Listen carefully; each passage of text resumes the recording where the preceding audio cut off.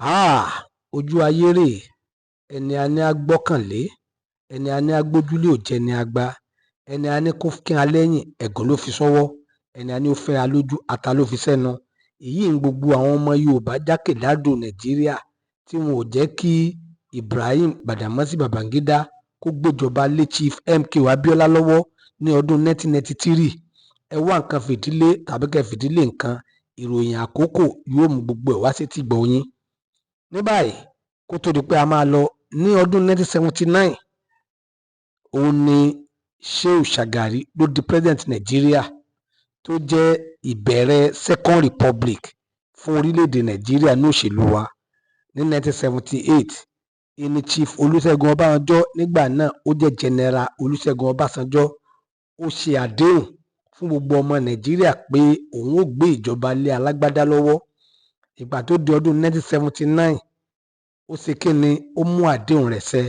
ni ló fi sọ Shehu Shagari di president Nàìjíríà. Ìgbà tó di 1983, ẹ máa wo sí ayé, ọmọ Yorùbá ni Ọbásanjọ́,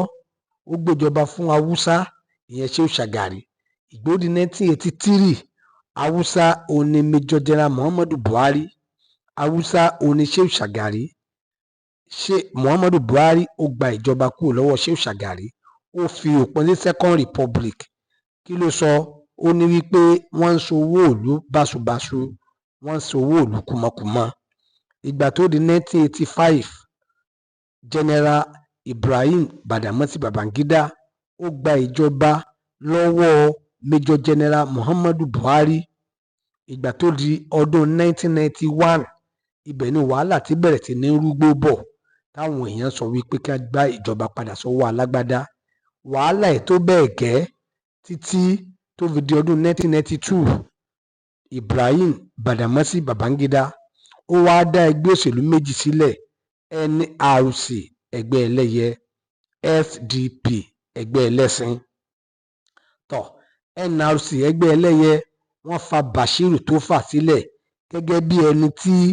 yóò tukọ̀ láti ṣe ìjọba Nàìjíríà nínú ẹgbẹ́ tiwọn, tí yóò lọ wá papọ̀ pẹ̀lú Chief MKO Abiola, èyí tí ẹgbẹ́ SDP fà kalẹ̀, Social Democratic Party. Wọ́n jọ wá ti ń ṣètò pé ìjọba yìí ni wọ́n dìbò, ìjọba yìí wọ́n dìbò, ìjọba yìí wọ́n dìbò. Wọ́n mú January 1993 ó yẹ̀, wọ́n mú March ó yẹ̀, wọ́n mú May ó yẹ̀, kán tó wá mú June 12 1993.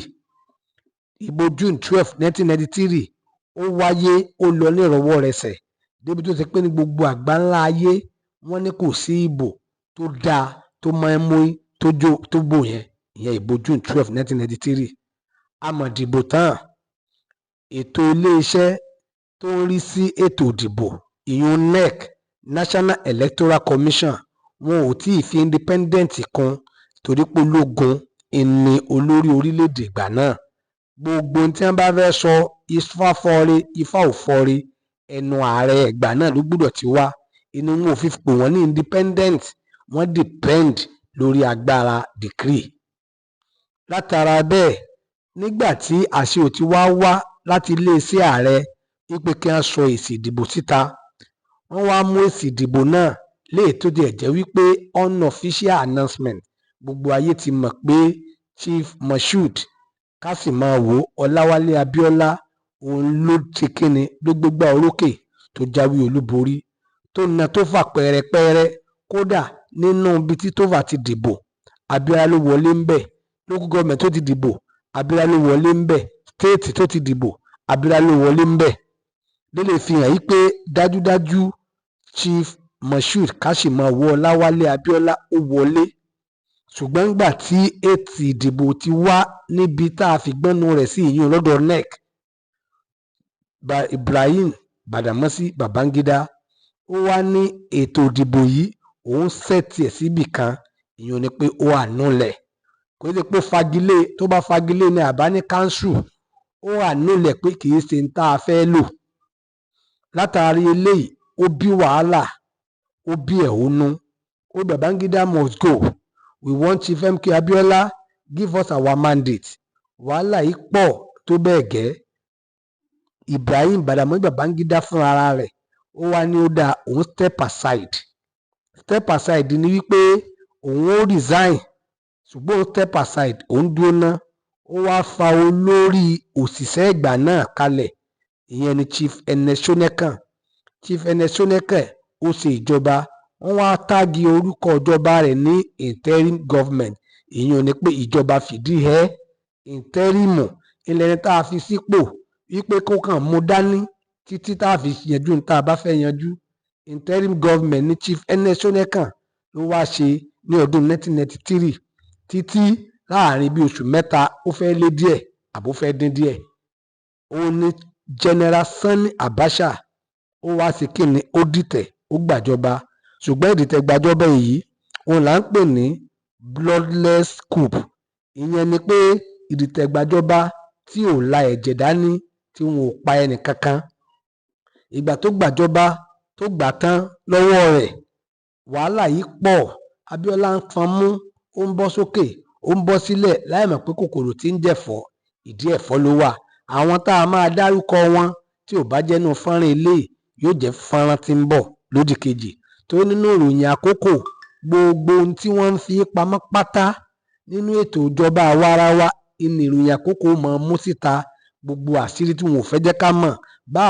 a bá sọ léèbó ìyẹn lọ official language a ní sọ a wàá sọ Yorùbá ẹ máa bá mi ká lọ. Ìgbà t'Abacha tó wá ń ṣèjọba lọ́wọ́ Abíọ́lá ń lọ sókè ó ń lọ sílẹ̀ àwọn Yorùbá tó lọ bá Babangida wípé kó mọ̀ gbéjọba f'Abíọ́lá àwọn náà wọ́n sáré padà wọ́n lọ bá Abacha wọ́n ní mú pamọ́ jẹ́ ó wà lẹ́wọ̀n ìwọ máa jẹ ọba ìwọ máa darí ìlú kó o máa ṣe kíni kó o máa wà lẹ́wọ̀n eléyìí ni wọ́n fún Abacha wàá mú Abíọ́lá Chief Moshood Kọ́láwọlé ká sì máa wò ó fi sínú àtìmọ́lé ìgbà tó di 1998 ilé ń lọ lọ́wọ́ Abacha tún sa àwọn kọ̀ọ̀kan ipò òun máa gbẹ̀mí wọn ipò wọn ń domi àlàáfíà rú ibẹ̀ náà ti wá ṣètò ipò ẹ̀jẹ̀ akulẹ̀ yanjú rẹ̀ káká ti ń rùn ńlẹ̀ ọ̀rọ̀ pọ̀ àti ìdébi tá à ń lọ bá a bá sì mọ bí a ti ń bọ̀ àní mọ bí à ń lọ tó di eléyìí ẹ tẹ like button níbi comment ẹ bá wa comment ká tún mọ bó ṣe ń lọ látọ̀dọ̀ tẹ̀yin náà ká hàn mọ ẹ̀hónú tiyín kájọ máa fi sọ̀rọ̀ wọ́n ní ká mọ́gbọ́n ọlọ́gbọ́n sọgbọ́n ká má bàa pàgbà láṣìírí ẹni tó gbọ́n tó lẹ́lòmí ò gbọ́n òun bàbá àdìgbò lógi torí di eléyìí ẹ bá wa share rẹ̀ kó dé tí ọmọdé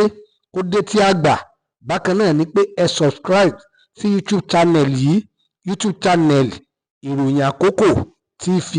ẹ subscribe bó bá ṣe ń lọ kẹ́ ẹ máa rí ẹ post share